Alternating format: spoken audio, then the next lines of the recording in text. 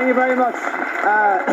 Thanks very much, everybody. You're all very welcome to the show. I guess most of you know the gist of it now. At this stage, it's a chat show, but I don't know who the guests are until they walk on, you know. It's important, isn't it? Perhaps, I don't know. Perhaps it's important to be still taking chances, you know. Although, you have to be careful what you say in comedy these days. I've gotten into trouble now loads of times for stuff I've said, and I was only joking. I tell lots of stories about the travelling people because I like them and I'm afraid of them. Most of my stories about the travelling people have been fine, haven't they? Most of them. Most of them have been kind of warm-hearted and mischievous. They've been grand. There was one joke, though, that I told in this studio on the Late Late Show, and looking back now, with the benefit of hindsight, I can safely say it was racist. I didn't know it at the time. At the time I thought it was just great crack. But no, there's a thin line between racism and having the crack. But it's a line you only discover after you cross it.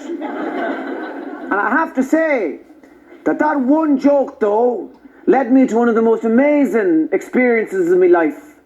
About a year and a half ago in Galway, coming down the steps of St. Catherine's Ward, and I passed by these two travelling young fellas. They recognised me. They let me walk on a few yards, and then they called me back. Huh? Hey, you! Tight here! That you in the... You're tight here! I seen you in the show! You're a racist tight here and don't even try and deny it! I'm not afraid of nobody! I'm not afraid of my father, no, my cousin, no, my brother, no, my uncle, none of that. I always swore I'd call you out and that you're a racist. Don't even try and deny it. This was the moment I've been waiting for. To turn to the travelling people and say, I'm glad you called me out in that, because I've been looking for this opportunity to apologise to you. I'm sorry I told that joke. And I humbly ask your forgiveness, because your forgiveness is important to me. I could have said that.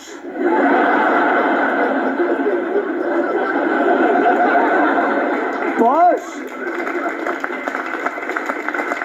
what actually happened, I got such a fright, I wasn't ready. I did the first thing that came into my brain. I turned and answered them in their accent.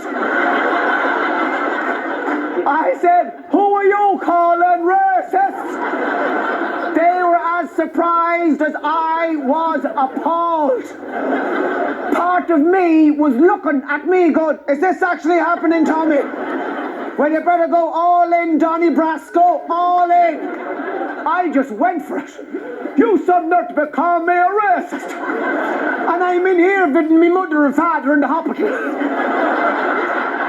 My poor mother, she's up there, she gave birth to 19 children, and you're going to go to heaven tomorrow morning, and Daddy's going to fall into the grave straight after you. I'm only going to cross the Burger King to get some chicken dippers and a back in the mirror.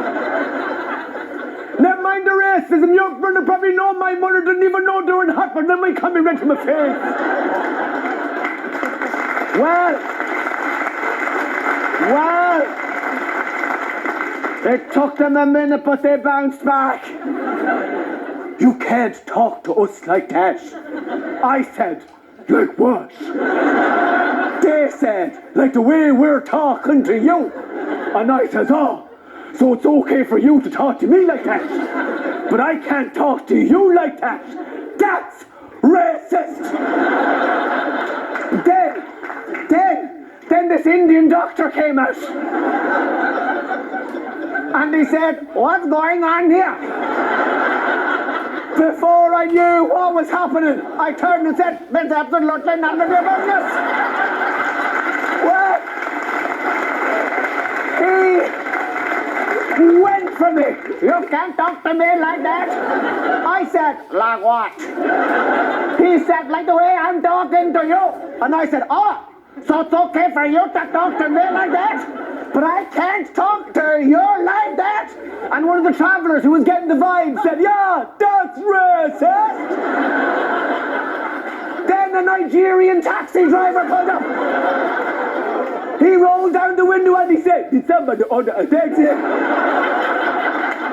Well, the doctor winked at me as if to say, I've got this one, Tom. And he leaned in the window and he said, nobody ordered a taxi. Then a Chinese fella arrived and he said, that's all I order, take away. Then he said, I'm only joking, I'm from Finsbury. So,